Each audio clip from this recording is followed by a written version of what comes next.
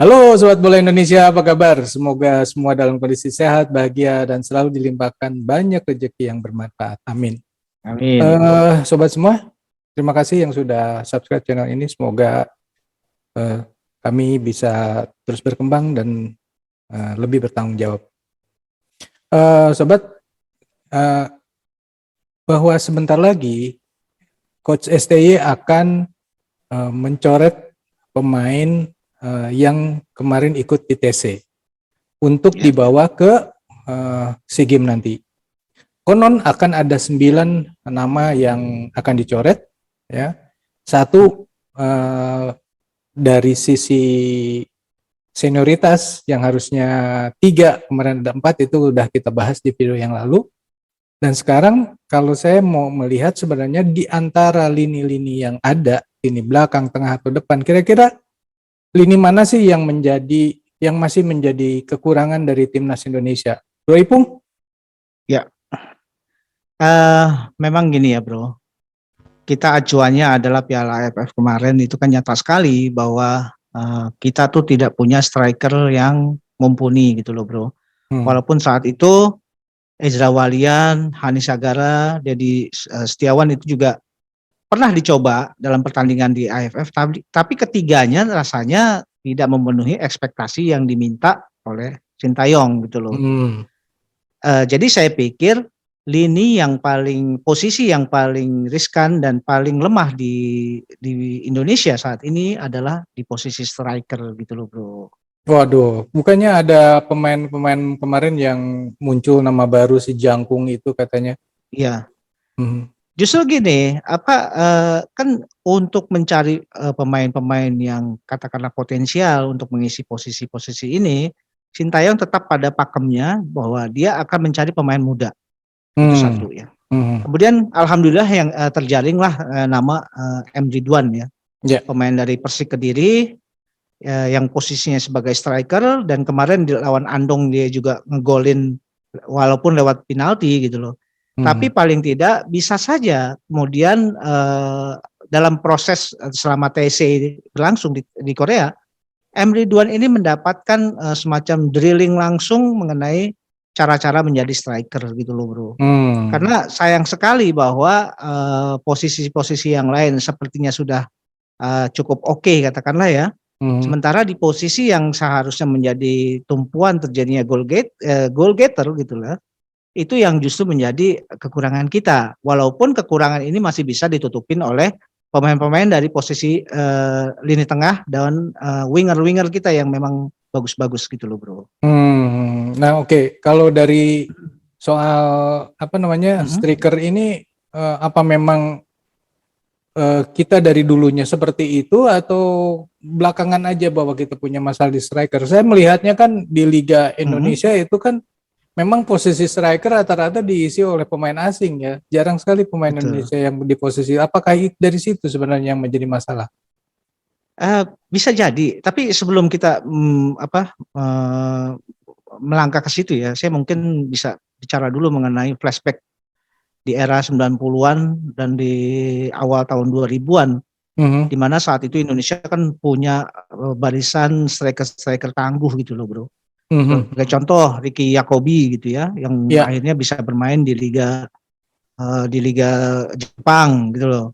Kemudian berganti di situ juga ada Bambang Nurdiansyah, ada Ferry Sandria, kemudian ada juga Rocky Putirai yang bisa bermain di Liga Hong Kong. Kemudian kita juga harapan terus muncul dari Kurniawan Dwi Julianto, Bambang Pamungkas. Kurniawan Julianto malah pernah bermain juga di Liga Swiss gitu loh. Artinya pada saat itu ya, Indonesia itu dikenal sebagai penghasil striker-striker hebat di kawasan Asia Tenggara. Mungkin saingan Indonesia walaupun tidak sebanyak Indonesia, itu adalah Thailand.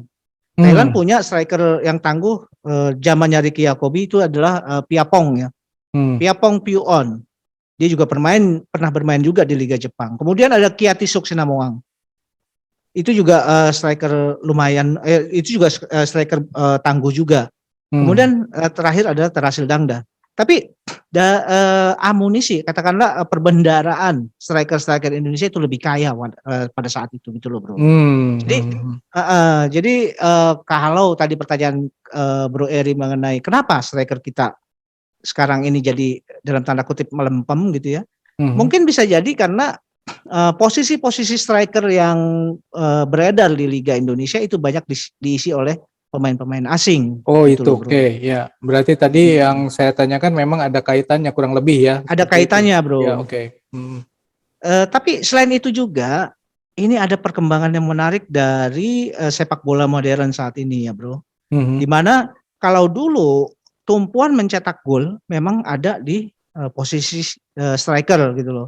Artinya setiap kali pemain-pemain dari tengah itu memulai transisi menyerang, yang dia cari adalah posisi dari striker gitu loh bro. Nah ini perkembangan di sepak bola modern itu lebih cair bro. Artinya tidak ada lagi katakanlah spesialisasi goal getter itu hanya di posisi striker. Sebagai contoh begini, di liga-liga Inggris saat ini yang menjadi top scorer itu bukan striker, tapi pemain-pemain seperti Mo Salah, Sadio Mane, Son Heung-min, yang semua bermain beroperasi di sayap gitu loh bro. Oh ya. Dan contoh paling ekstrim itu terjadi di Tottenham Hotspur sebetulnya. Bagaimana sebetulnya Inggris itu punya striker tangguh yang namanya Harry Kane. Tapi Harry Kane itu di klubnya di klub Tottenham tersebut itu selain dia sebagai posisi striker, dia juga sebagai penyuplai bola. Dan siapa yang disuplai? Justru pemain winger yang namanya Son Heung-min. Makanya Son Heung-min ini menjadi pemain tersubur di Tottenham Hotspur. Itu juga yang terjadi di Liverpool. Liverpool ada Diogo Jota dan Roberto Firmino. Tapi mereka tidak menjadi goal getter, tidak menjadi pencetak gol terbanyak. Pencetak gol terbanyak justru Mohamed Salah dan Sadio Mane gitu loh bro. Jadi memang sekarang plotting mengenai posisi-posisi striker itu menjadi lebih cair, dan ini saya sih melihatnya bukan sebagai pengurangan ya, mengurangi pola peranan dari striker, tapi justru memperluas peranan striker. Oke. Jadi zaman sekarang striker tidak hanya mencetak gol tetapi juga sebagai penyuplai bola ya. Kurang lebih seperti itu kan. Loh, bro. Betul. Dan bahkan yang sekarang banyak menjadi pencetak gol justru dari winger ya. Dan winger kita jago-jago kan, salah satunya Irfan Jaya, kan? Itu. Makanya pada kemarin event AFF dengan handicap kita di posisi striker itu ternyata bisa tertutupi oleh kehadiran Irfan Jaya, Witan Sulaiman, Egy Maulana Fikri, yang semuanya bisa nih menjadi lumbung gol gitu loh. Jadi artinya tapi ini tidak bisa tidak bisa berhenti bahwa kita mengesampingkan posisi striker gitu loh bro. Karena perluasan dari analisa saya mengenai perluasan posisi striker juga sebagai penyuplai bola itu juga penting. Dan jangan lupa striker ini juga bisa merusak konsentrasi lawan dengan pergerakan-pergerakan tanpa bola. Iya, betul. Justru dia malah sekarang menjadi perusak, pembongkar lah ibaratnya, pembongkar pertahanan lawan. Iya, membongkar konsentrasi lawan gitu loh bro. Oh gitu, oke. Nah kalau di Indonesia yang sekarang nih dengan timnas yang sekarang, kira-kira siapa nih yang diplot sebagai striker dan bagaimana peran wingernya ini bisa bertukar tempat? Iya, jadi gini, di posisi striker saat ini yang saya amati ya, ada 3-4 orang yang disiapkan oleh Sintayong, yaitu M. Ridwan, Irfan Jauhari, kemudian Hani Sagara dan Ronaldo Kuateh gitu loh. Nah, saya melihat bahwa yang punya fleksibilitas menempati posisi itu ada di Ronaldo Kuateh. Tapi memang handicap dia adalah pemain yang masih sangat muda ya. Kalau nggak salah masih 17-18 tahun ya. Nah, ini juga kan bisa menjadi sebuah kendala gitu loh, bro. Kemudian yang saya lihat sebagai striker murni ini ada di M. Ridwan dan Hani Sagara gitu loh. Karena Irfan Jauhari juga bisa diplot sebagai winger gitu loh. Nah, Hmm. saya sih sebetulnya punya harapan ya, kalau misalkan Kouyaté bisa terpilih, berikan aja kesempatan Kouyaté untuk menempati posisi sebagai striker gitu loh bro. Itu Hmm. satu. Yang Hmm. kedua, kalau misalkan ada opsi lain, coba deh dengan M Ridwan yang punya postur tubuh yang cukup bagus ya, dengan Hmm. tinggi 184, artinya ini juga menjadi potensi ancaman tersendiri buat pemain belakang lawan gitu loh bro. Hmm. Hmm. Hmm. Hmm. Hmm. Oke, jadi ada dua pilihan ya. Apakah artinya dua nama yang tersisa ini akan masuk ke dalam 9 nama yang akan dicoret? Mudah-mudahan enggak juga ya. Enggak lah, kita bukan ini ya, bukan Bukan mau ke situ kita lah ya, yang tapi ya menentukan. oke. Terus Kita kan wingernya hanya bisa gimana, Om? mengamati bro. Ya, Hmm? wingernya gimana tadi? Itu Kalau kan tadi winger dari sih, sisi winger dengan Egy dan Witan hampir pasti bisa menempati menjadi bagian dari timnas. Mhm. Saya rasa Witan bisa dimain di kiri atau Egy bisa main di kanan. Seandainya memang terjadi pemangkasan satu pemain senior itu terjadi ke Irfan Jaya ya. Nah, Hmm. saya dengar juga perkembangan baru Sadil gitu loh bro.